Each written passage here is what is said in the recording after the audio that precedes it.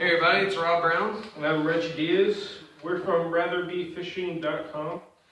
And we're going to talk about a few baits we got in our box.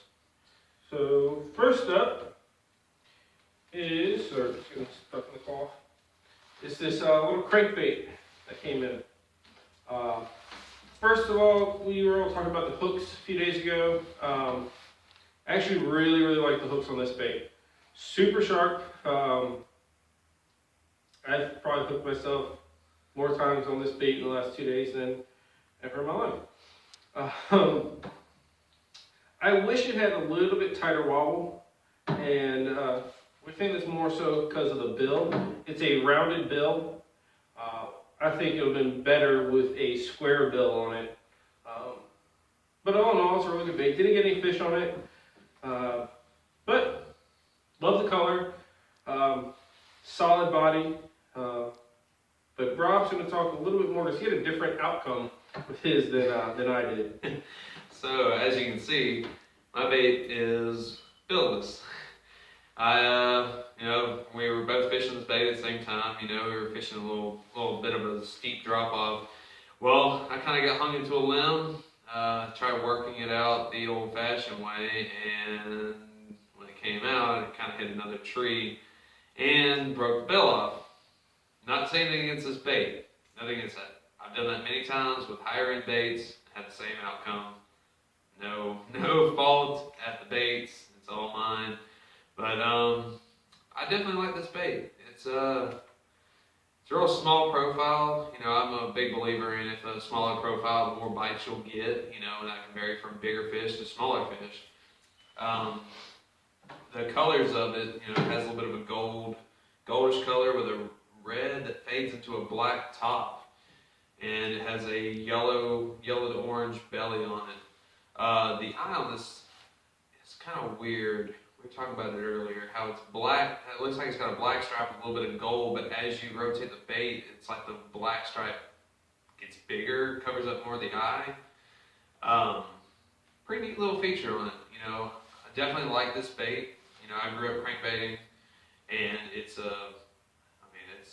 probably, besides my own mess up, I probably would have fished with this a lot longer in the day yesterday. But we both like it. We definitely the hooks. These are shows on the box. These are BMC hooks, and they're a good hook that I use, and it's a good bait all around. Minus as long as you don't break the bill off. The next one is the swim bait.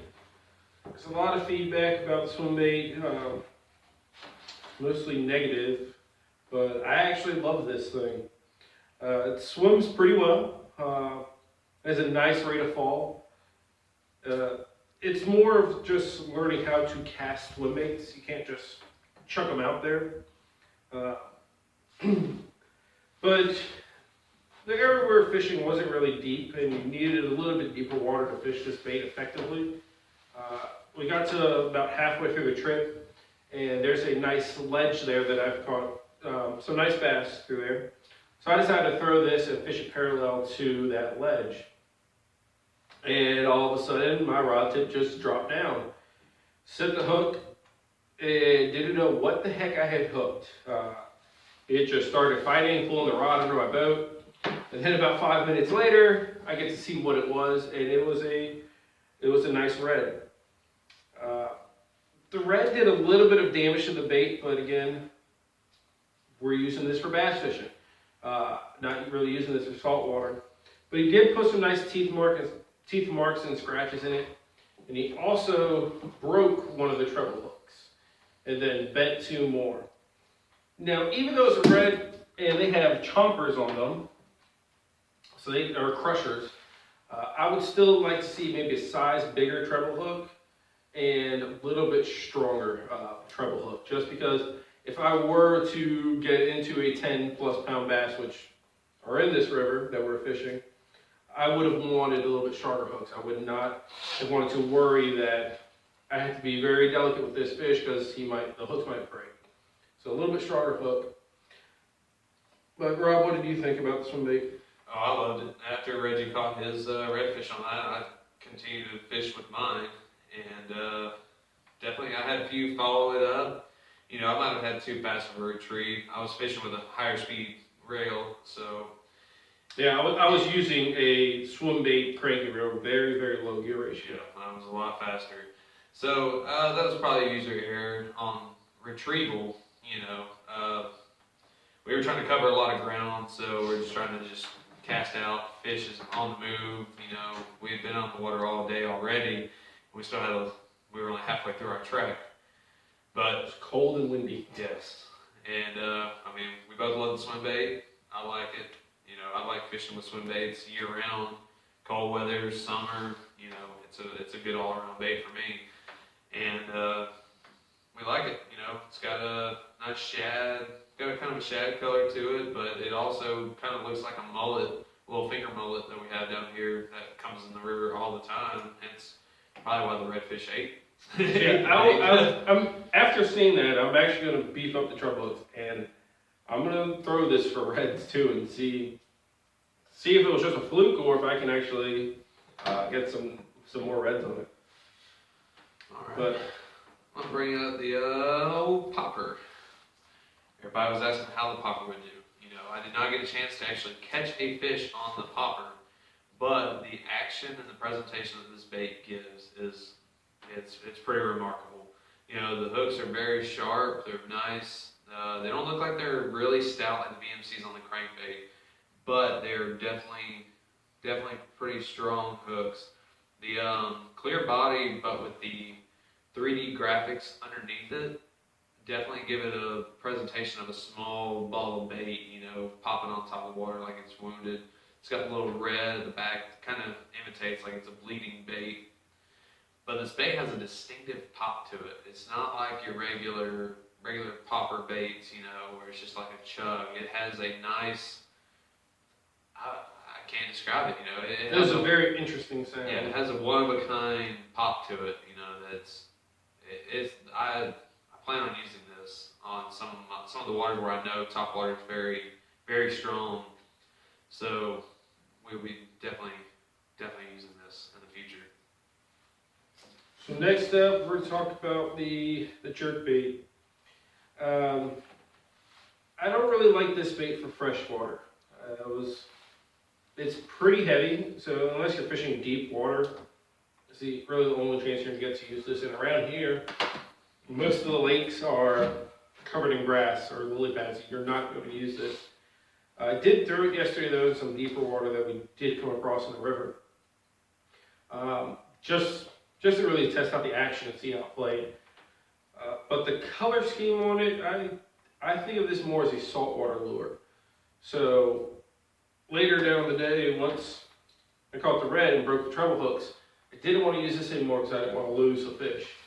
Just because there was 2 bent ones also. So I switched to this guy thinking I can get one. I didn't get any bites, but still I really like this guy. Again, sharp hooks. I like this for saltwater, for the trout and reds.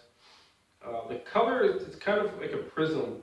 There's a gold top, silver belly, but then in the middle, as the light hits at different angles, different colors appear. You'll see a prism in there, some black coming up from the bottom. So I'm going to try this thing out in saltwater and see what happens with this. I'll try it if I find some rivers or lakes with deep open water.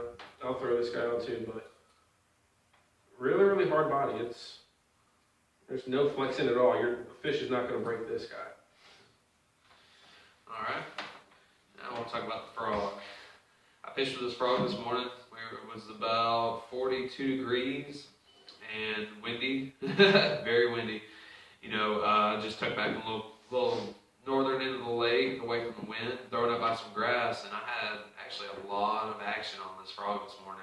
Probably in about 30 minutes, I had probably 3 to 4 blow-ups, and one 3 to 4 pounder came up right close to the boat, and he missed it. You know, a couple of fish, you know, I believe I had a problem. The body is very soft on this bait. It's a hollow body frog, and it's got these little legs as the little kickers for whenever you twitch it and move it through the water. But sometimes the body might be a little too soft, because what had happened was the bait had actually gotten into the hook, or the hook had actually gotten into the body, and that actually created a problem. That might have been my problem with setting the hook on a couple of the fish. Other than that, the only other problem I had was after you would bump it a couple times, you let it bump it, leave it on the slack line, it would try and turn away from you instead of just staying front or keep moving forward. That might be a problem with these legs. These legs are kind of just everywhere. They don't really, whenever you move it in the water, of course, they're bouncing back and forth, they're kicking back, and they're coming back up as you pause it. But I'm going to try and tinker around with it, see if I can heat them up and bend them out, how, they might need to sit. Maybe that's the problem with the tracking. It might be the legs throwing it off. But if I can get good hits on a frog in cold weather, I'm pretty sure this bait is going to be a very, very hot bait in the summertime. I fish frog a lot, all the way from spring all the way close to fall, and it's what they eat up here, or down here in Florida. So I rate this pretty high. Cuts to the water pretty good, gives it real lifelike action, and I like it. The color is perfect for what we have around here. So good bait. So the only bait that we did not get to try was the Alabama rig, but it's got some strong wires on it, so it's really going to depend on what baits you rig up on the end. It's an A-rig. You can't really screw up an A-rig. Really, the only thing is you're gonna put cheap wire on here, and then when you bend it, it could change the effect of it. But it's pretty strong wire. So yeah, it takes a lot just to actually bend them out into the pattern you want, and then you got the ring that slides back over to keep it whenever you store it. Box. Yeah, but the paint on the head is really, really good. Everything seems trued up. The eyes pretty trued up with the body and all. It's pretty good quality stuff. It's got one wire that's longer than the others. That'll be your tail end, little scraggler, minnow, or paddle tail you put on there.